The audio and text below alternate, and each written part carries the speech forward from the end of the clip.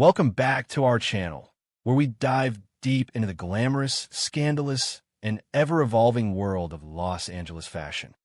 Today is a beautiful day to unpack the explosive drama brewing at Forrester Creations. So grab your favorite beverage, settle in, and let us explore the latest heart-stopping developments that are guaranteed to leave you absolutely breathless. The hallowed halls of Forrester Creations have weathered countless corporate storms, scandalous affairs, and bitter rivalries over the decades. But the current atmosphere within the executive offices is thick with an unprecedented level of toxicity and impending doom. The foundation of the legendary fashion house is actively fracturing, and the epicenter of this seismic shift is the escalating warfare between the Forester and Logan factions. For weeks, the tension has been mounting, driven by Steffi Forrester Finnegan's unchecked executive hubris. Her unilateral and condescending decision to repeatedly pause the hope for the future line in favor of prioritizing Eric Forrester's couture has not just marginalized Hope Logan Spencer, it has fundamentally radicalized her. Hope has reached her absolute breaking point. The days of the sweet, accommodating peacemaker are officially over. In her place stands a woman who has been pushed into a corner, stripped of her professional dignity, and forced to recognize that as long as Steffi holds the reins of power, a Logan will never be truly respected within those walls. This professional marginalization has coincided perfectly with the meteoric rise of the rival Logan brand, spearheaded by Katie Logan Spencer and Bill Spencer.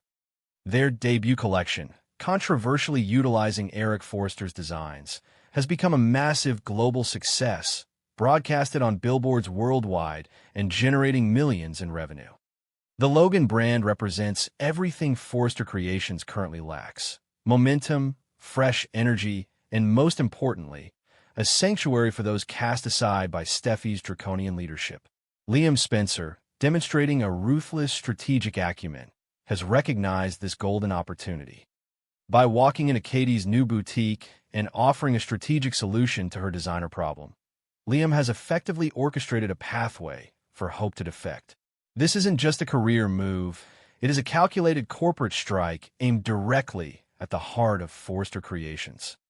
If Hope leaves, she takes her massive following, her iconic status, and the very soul of the younger demographic with her, potentially crippling the Forrester empire.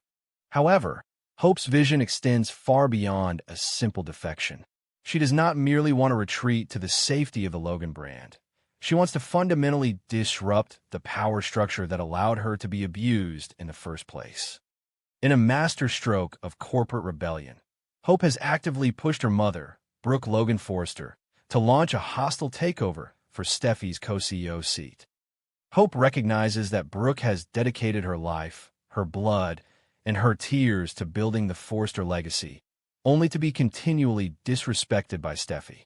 Hope is demanding that Brooke finally stand up, reclaim her rightful place, and fight for the respect they both deserve.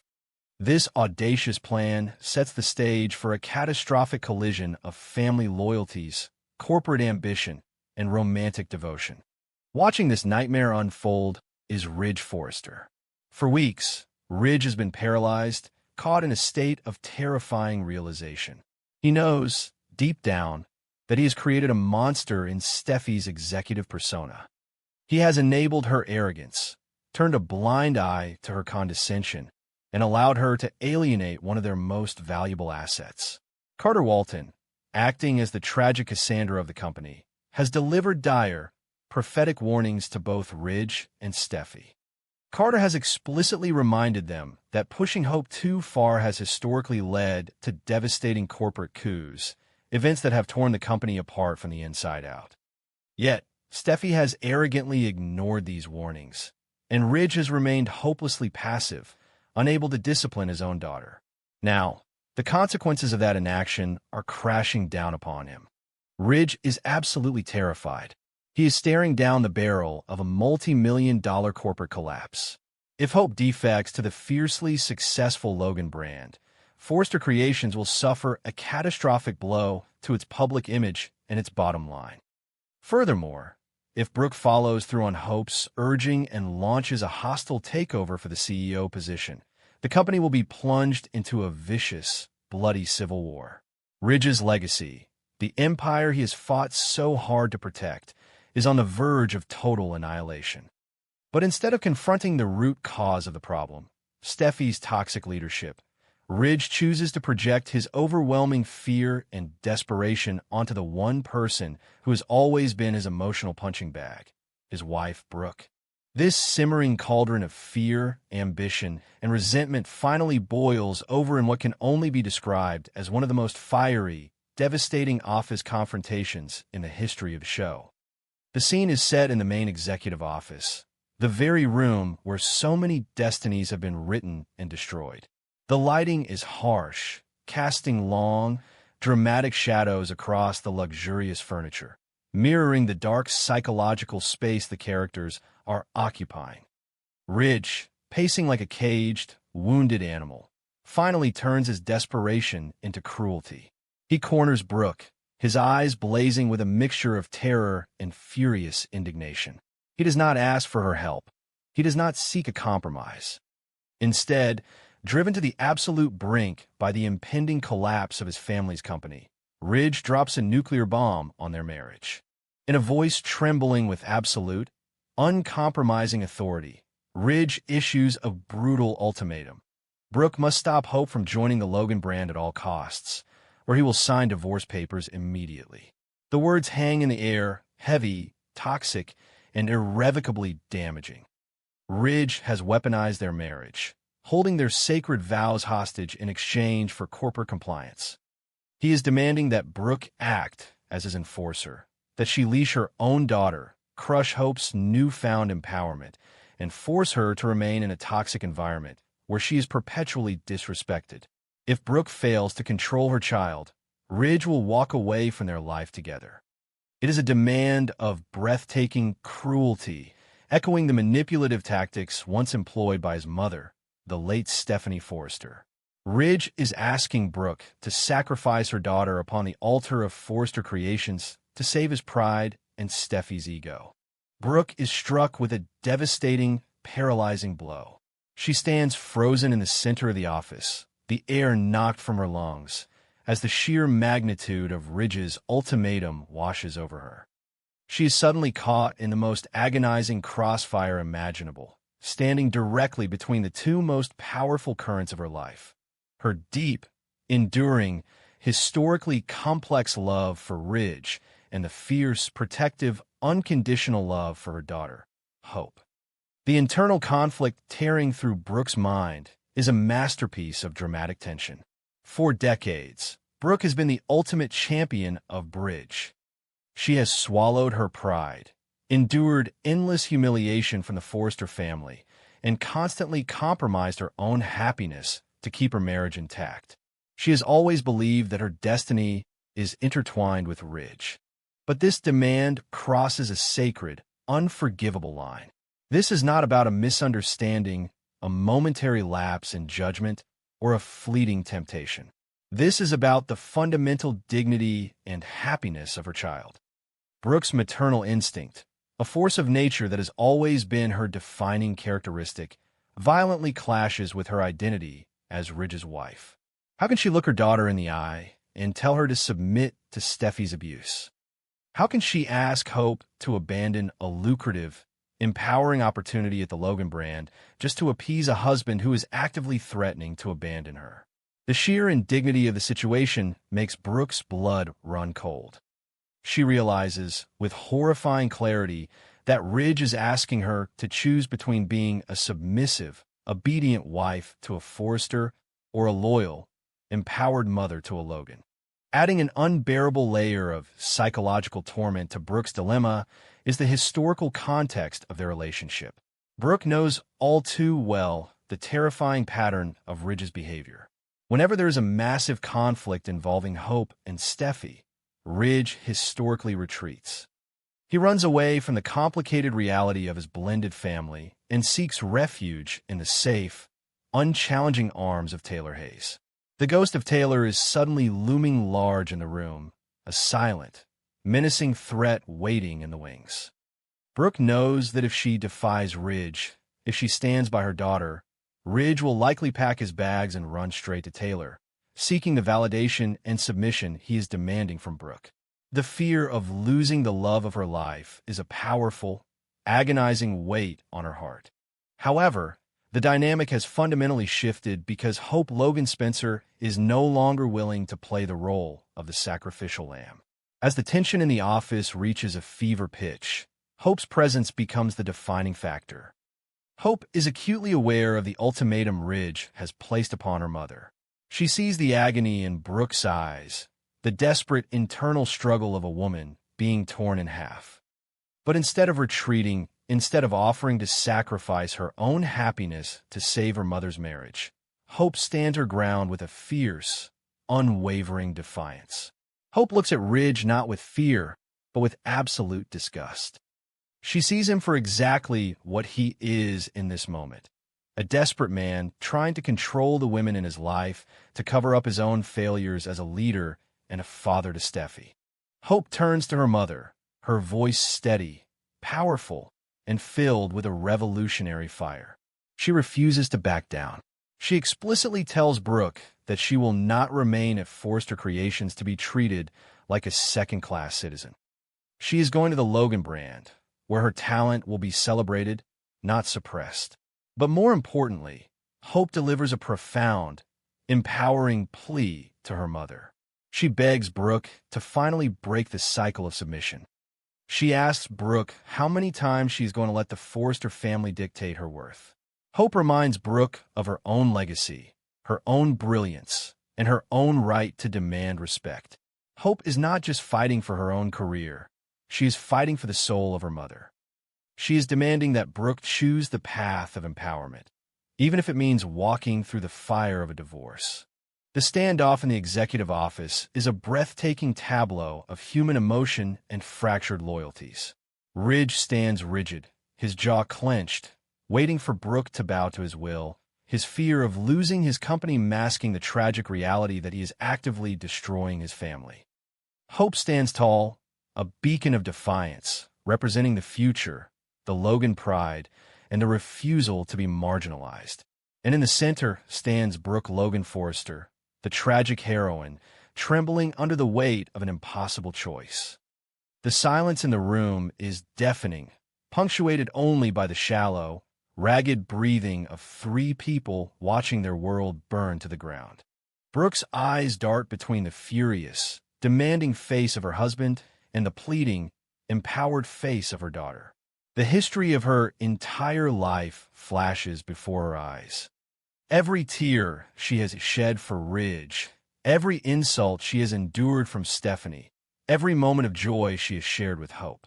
She realizes that to give in to Ridge's ultimatum is to betray the very essence of who she is as a mother.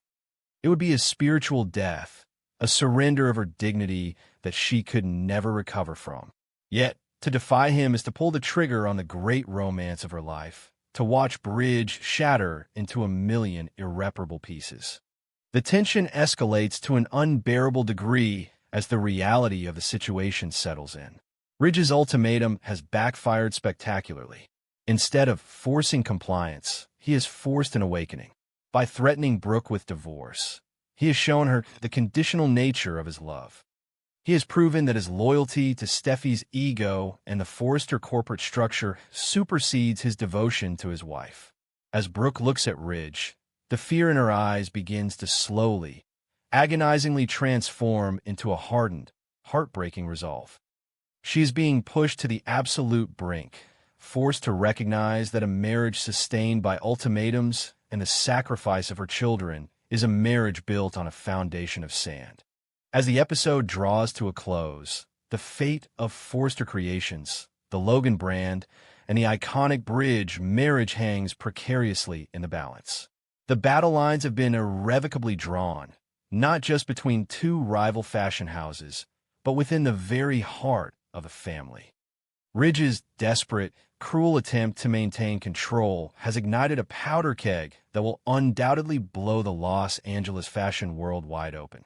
Will Brooke find the strength to defy the love of her life and stand shoulder to shoulder with her daughter in a corporate revolution? Will Ridge actually follow through on his devastating threat and destroy his marriage to save his company? And how will the triumphant Logan brand capitalize on this spectacular Forester implosion? The emotional fallout from this fiery confrontation will be felt for months to come. The era of compromises and superficial peace treaties is dead. We are entering a new, ruthless era of corporate warfare and shattered hearts, where the bonds of family are tested against the intoxicating allure of power, pride, and self-respect. Make sure you stay tuned, because this storyline is accelerating toward a climax that will forever alter the landscape of the bold and the beautiful. The storm has officially arrived, and no one will escape the wreckage unscathed. The profound, suffocating weight of infertility is a narrative device that has historically shattered even the most resilient characters in the daytime television landscape. For Daphne Rose Walton, this deeply personal tragedy has slowly morphed from a private sorrow into a devastating psychological unraveling. The halls of Forester Creations, usually synonymous with glamour, high fashion, and aesthetic perfection, have become a mocking labyrinth for a woman who feels her body has fundamentally betrayed her. Every day she walks into the executive offices, she is surrounded by the vibrant pulse of creation, yet internally, she is consumed by a barren void that threatens to swallow her sanity whole. This is no longer merely a medical hurdle for Daphne. It is a profound existential crisis that is actively eroding her moral compass and pushing her toward the absolute brink of unthinkable desperation. To truly understand the gravity of Daphne's current mental state, one must analyze the stark contrast between her outward projection of corporate control and her internal descent into madness.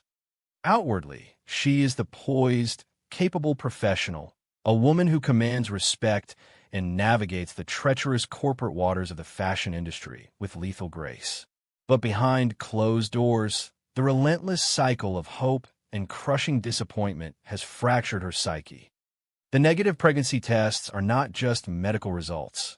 They are indictments of her worth in her own distorted mind.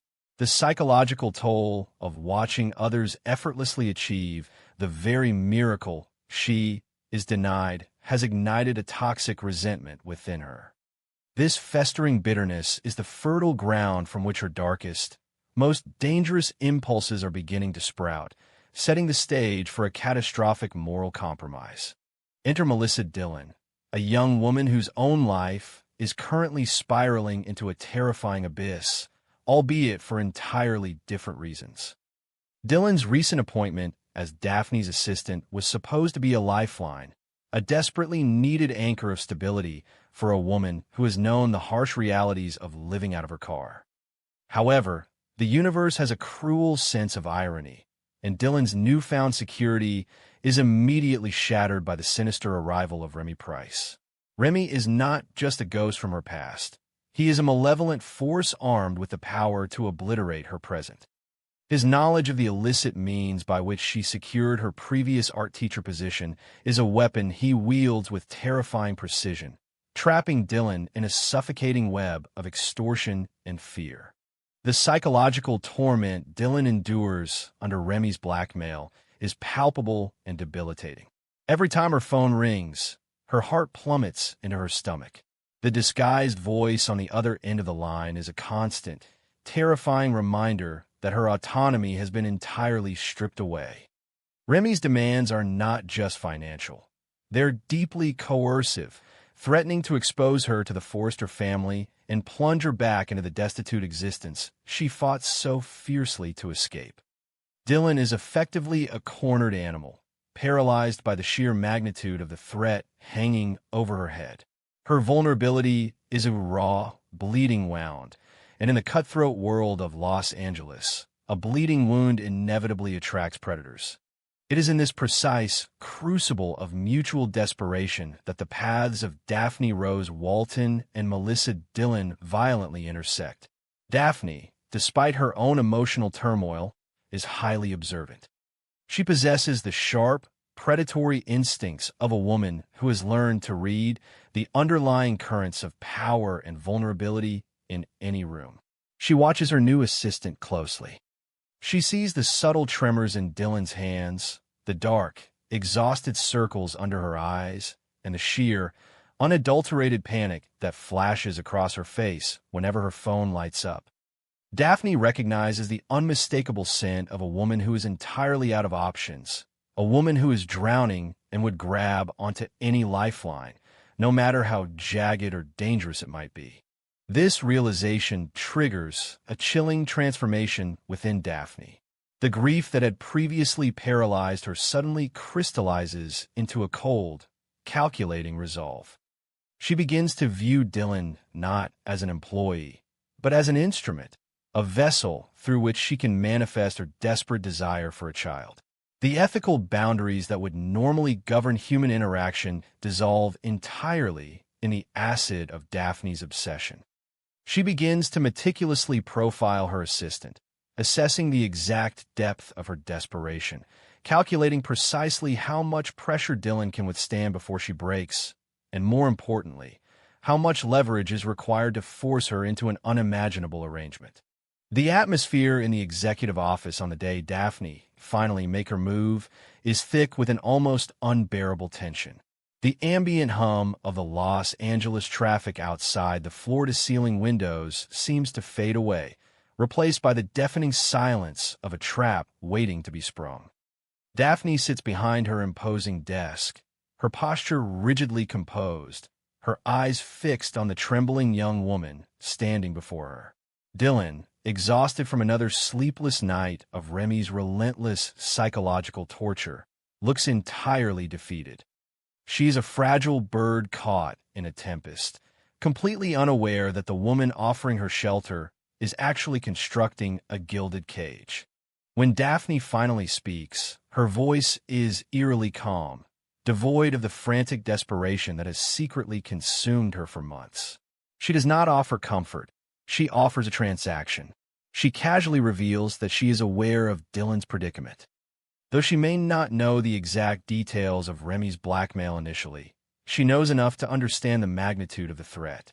Daphne systematically dismantles Dylan's remaining defenses, laying bare the grim reality of her situation.